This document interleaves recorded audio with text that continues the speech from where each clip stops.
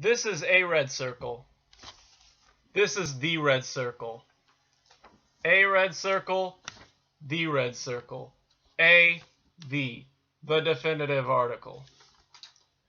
Of course, if you want to be technical, it's Le Cercle Rouge.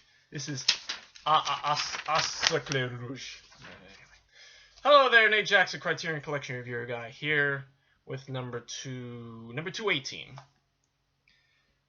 Jean-Pierre Melville's Le Cercle Rouge. Our second Melville film after number 150, 149, Bob Le Flambeau. Both really gritty crime dramas about criminals and all that. And it seems like it must be Melville's like. He says he's very inspired by crime dramas and all that from the 50s. He mentioned in some of the interviews he mentions his favorites are Odds Against Tomorrow and Asphalt Jungle. So I'll have to check those out. I've heard of those. I've never seen them. 1970, 140 minutes, French. It doesn't feel like a 1970 film. It feels like it was produced much later in the 70s, like 73, 75, 77, somewhere in there. But still, not a bad film. It's definitely got a lot of inspiration from French dramas from the 50s, the 60s, which we'll get into in a second. There's one particular scene that bears resemblance and all that. But anyway, simple plot. There's three and concerns three criminals. Corey, who's a thief who just released from prison and is told of a job from one of the guards. Tells him of some job in a bank, and he meets up with this escaped convict whose name is what is his name? Remember his name. His name is played by Jean-Marie Vogel. Vogel's on a train. He escapes, and this is really neat thing where this is really neat trick he does where the dogs are chasing him and all the smell of the dogs and all that. And he comes to this river and he takes off his clothes and he wraps it up in this bag or like this thing and he throws it over the river and he goes over in his underwear and then he puts his clothes on, and that's a really interesting trick, because he couldn't get his, I think that's probably because with your clothes wet it's harder to run, so that's a really interesting trick. But yeah, so anyway he escapes. Everybody's looking for him though, and they meet up, and then they also get together with this ex-cop, whose name is Jensen. And the three of them get together, and Corey tells them about the plan, and they go off and they pull off this huge heist. And meanwhile, while all this is happening, there's an inspector whose name is Mati, and he keeps trying to crack them down. It's very, very, very dark and mysterious, and it's a little hard to follow at times, but at the same time, it's a lot of fun. The heist scene is pulled straight from. It's very ingenious, but it's one of those it's just like Rafifi. That's the movie I wanted to mention. Rafifi has a similar heist scene where it's basically 30 minutes of silence, and the whole scene with the heist, no one talks. I think, or there might be like one word of dialogue in the whole movie, in the whole scene, for about a whole half hour. You're just sitting there watching them pull this heist. They knock out the guards, and they mess with the security cameras. And the ingenious one is where they have like this special bullet that they shoot the locks. They shoot the lock, and it unlocks all the cases. And they, that's how they get everything. And you hear they shoot the lock, and it permeates the lock, and you hear everything go click, click, click, click, click, click, and it's like, whoa, that's pretty neat. So they grab all the stuff, they dash off, they go to get it appraised, I think, by this guy, and then by that point, the inspector's caught up with them. They run off, but they all get shot and die, and that's the end of the movie, really. That's basically the plot. It's, it's not, and I didn't really want to, there's not much else to say about it. It's just it's a very gritty movie. It's not a bad movie at all. Very, very fun to watch. and you get into the characters, and it's just it's just like it's suspenseful. It really grabs you for suspense, and similar to Bob Le Flambeur, it's like you got to pay attention. Everybody's out for their own thing, but at the same time, it's just really a crime. It's really a crime movie, and it kind of shows that crime doesn't pay too, So anyway, that's all I'm gonna say about it. I'll keep it short for now. I don't think there's anything else I wanted to say about it. I'll give it an A. Good movie. Le Cercle Rouge is a great movie, and yeah, it's just continues at Melville. I'm excited to see our next Melville, which is coming up soon, I think. Let's see what the list is. Melville.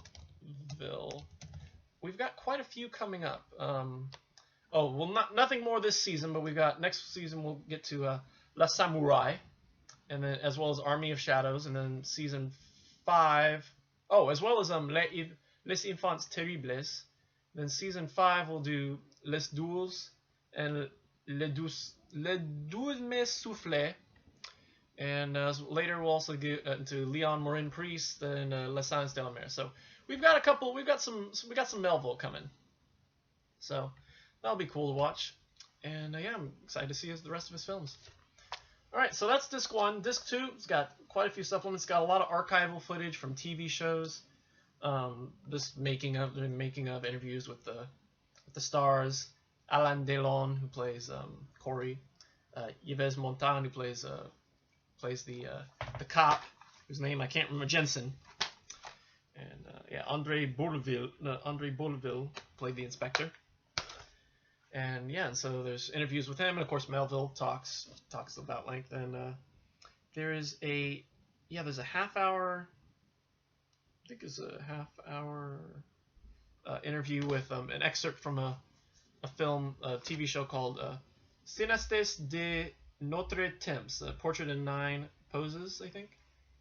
And it's about Pierre Melville, but Criterion just showed the part that focuses on Le Cercle Rouge.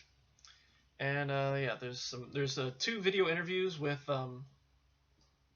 Rui Nogueira, who's the author of a book called Melville on Melville, and assistant director Bernard Stora. They just basically talk about working with Melville, as well as working with his little tricks and all that, and working with him on Le Cercle Rouge. And there's gallery trailer, And the one other thing I wanted to talk about before we end this is the title. It's an interesting title, The Red Circle. There's like a huge, this big focus on it, and the thing about it is that the first thing you see in the beginning of the film is this quote from Buddha that said something, and I forget the name of it. I'm gonna look it up here real quick. Let's see if it says it here. Siddhartha Gautama, the Buddha, drew a circle with a piece of red chalk and said, "When men, even unknowingly, are to meet one day, whatever may befall each, whatever the diverging paths on the said day, they will inevitably come together in the red circle." Apparently, that's complete and utter crap. The Buddha never said that. Melville just wrote it and thought it would be a clever opening to his film. So it's interesting to know that it's not real. It hooked me. It seemed a little far-fetched, but I still believed it because I thought, hey, it's in the film, but it's Buddha, Why would you put words into the Buddha's mouth? How dare you? Anyway, the red circle, though, they talk about, how they all meet. There's no, literal red circle in the film, but at the same time, my interpretation is the red circle is this circle, where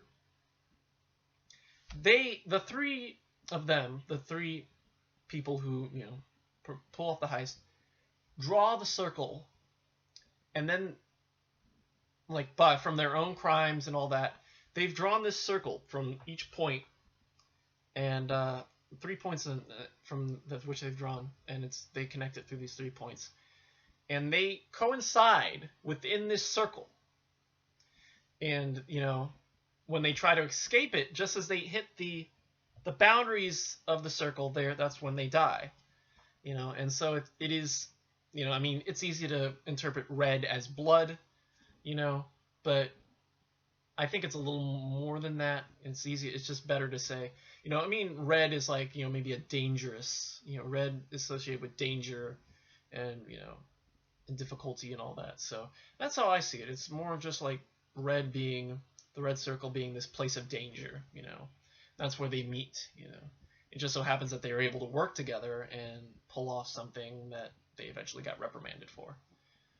By death. Anyway. So that's it for Le Cercle Rouge. Not a bad film. All right, so that's it for today. Saturday, La Strada, Caberia.